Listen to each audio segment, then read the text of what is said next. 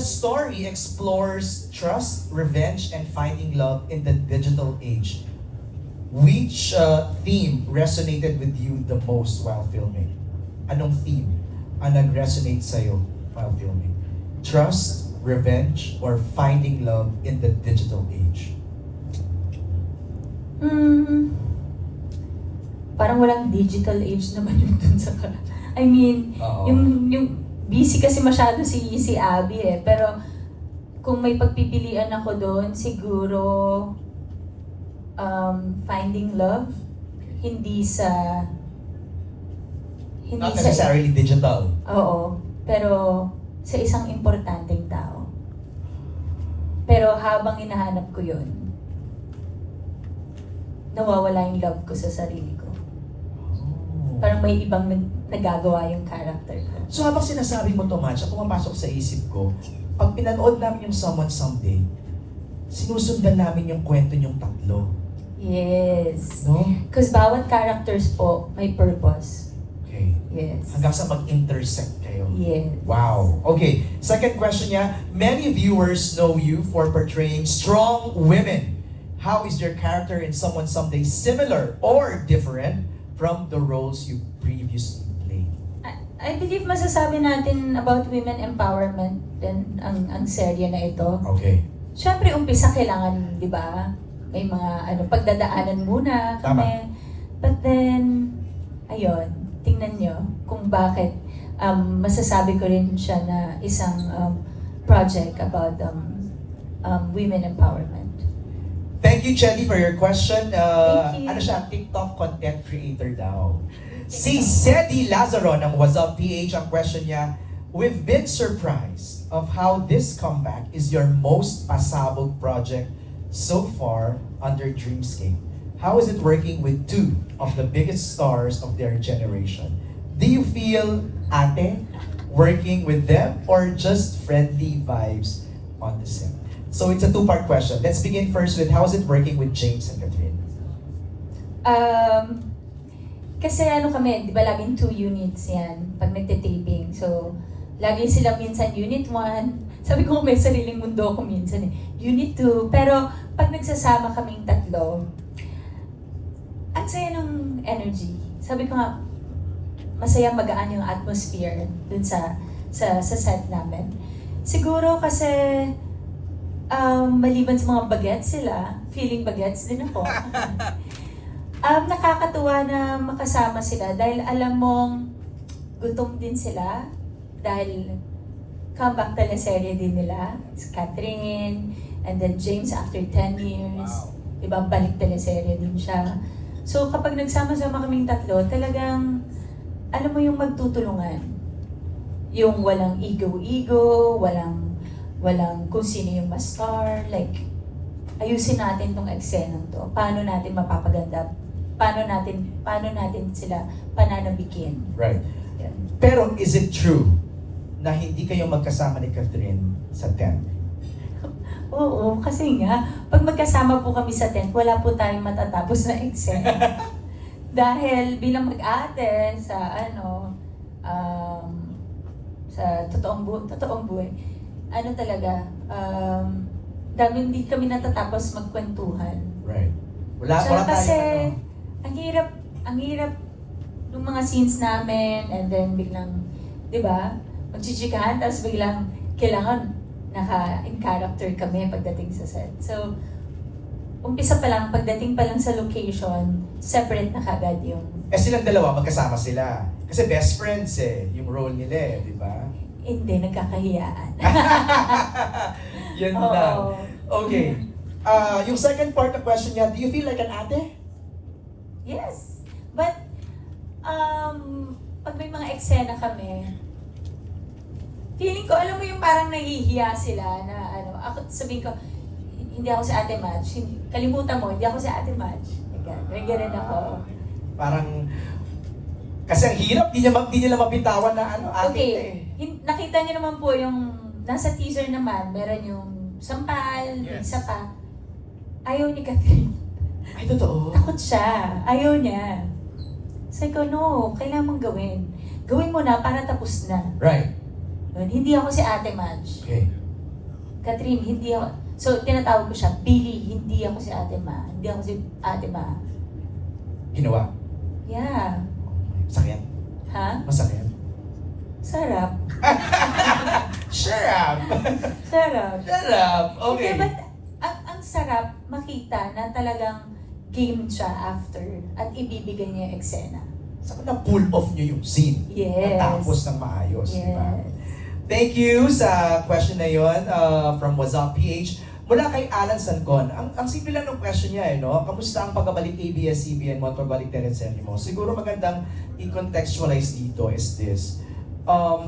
You were gone because for personal reasons. Naging mommy ka na, nagpakasal ka. Nagkaroon ba ng difficulty adjusting again to work life? Medyo nangapaba ulit. How was it? Oo. Pero andun yung excited ulit ako mag-work. Kasi parang after giving birth, ito po yung yung first show na gagawin ko na teleserye. So nandun yung ang tagal ko walang serye. Nagpakananay lang ako. Paano to? Paano? Pero naging iba yung bilang isang mommy, naging iba na po yung perspective ko sa trabaho, sa buhay. So nung bumalik akong teleserye, nag-work ako, andun yung nagugulat ako sa sarili ko na, oh, may ganung hugot na yung, parang nabibigla ako na, kaya. Alam mo na yung emosyon dito. Oo, yung parang, yung kahit na hindi naman siya nangyayari talaga sa'yo, Right. sa totoong buhay. Pero pag nung nag-jump ako as Abby na, ang bilis, hindi ko alam kung dahil ba yon sa pinagdaanan ko na sa buhay. Yung gano'n. Ngayon bang mas mami na ako, mas naiintindihan ko na lalo ang mga alam mo yun, ibig sabihin ng Yung mas mga malalalim nuances, na. no? Yes. I can imagine, di ba? Thank you, Alan. Si Reggie Bunoan ay may tanong. Ang sabi ni Reggie, ano ang character mo sa Someone Someday? You already explained it to us para i-consider ito after 4 years na wala kang series. Maganda yung second question niya. Memorable scenes with Kath and James without spoiling. Paano? Siguro, yung mga medyo umpisa pa lang. Oo. Meron din yung, syempre as a fan, di ba, fan ako, may scene kami doon. Tapos first scene namin yan ni James.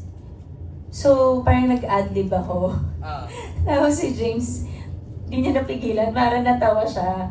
Pero cute kasi parang naging, parang sino yun? Parang ganon. And then, after, wala, nagtawanan lang kami kasi nga parang mas gumaan yung, kasi yung dalawa kasi nagkakahiyaan. Okay. So, parang ako yung nagiging gitna, ako yung pusher nila. Uy. Ikaw lang yung break ng ice. Oo, ako yung nag-break ng ice sa kanila kasi nagkakahiyaan. So, yun, yung mga unang-unang scene namin, ayan. Wow. Tapos, yun yung sinasabi ni James, I like your energy. Yun, tapos, gano'n ako, thank you. Ayoko na pabain. English kasi. English kasi. Thank you, James. Alright, thank you, Reggie, for the question. Next is mula kay Jacqueline Megan Ortega. She's here from Soundcheck Manila. Looking back at your journey as an actress, what is one lesson you learned that you bring with you to every project? Yes, and it's just a character. As an actress. What's that Every one, project. siguro guiding principle or value or work ethic na baon-baon mo lagi? Lagi na nilang naririnig to sa akin pag may interview, hindi magbabago kasi para sa akin, pag nasa set ako, lahat tayo pantay-pantay, lahat tayo nagtatrabaho para sa pamilya natin. So, gawin natin na maayos to, tapusin natin para makauwi tayo sa ating mga pamilya. Ganun. Hot take. How do you deal with unprofessional actors? Deadma. Ang galing ko dyan. So, ibibigay ko yung, ibibigay ko sa kanila. Kunwari, kung may attitude or ibibigay ko yung palang, Hindi ko alam because hindi ko alam kung anong pinagdadaanan mo. You have your reasons. And I respect that. Hindi kita i-judge. Okay, pero yun, hindi ako papatol kasi hindi ko alam kung anong pinagdadaanan niya. But, pag take tayo. Okay? Have you experienced working with unprofessional actors? Hindi naman natin may iwasan, pero nandun yung kung paano mo, ano ba yun? Kung papatulan mo or hindi. How do you deal with it, no? Parang Wala, oo. Kaya ako parang, wala. In fairness naman sa akin, wala pa ako yung hindi nakasundo na nakatrabaho. Nakatrabaho. Na. Oo. No, the reason why I asked that is because pag sisilipin niyo po kasi yung body of work ni Maha, grabe rin yung she's 23 years in the business. Most Alam of ko, us 23 years old. hindi naman. Sige na nga. Sige na nga. Most of us here na subaybayan po yung trabaho ni Maha behind the camera. Nakita namin yun how professional she was through all the projects. That's why it became successful. Kasi kung hindi ka professional, Maha, hindi ka kukunin ulit ngayon. Thank you po. Diba? Ganun lang po yun. That's why I asked that. Kasi we don't know who's watching right now. Baka merong mga young aspiring actors na nanonood sa atin ngayon and they want to learn from you. So, I'm sure sana po meron kayong napulot kay Maha. Ang second question,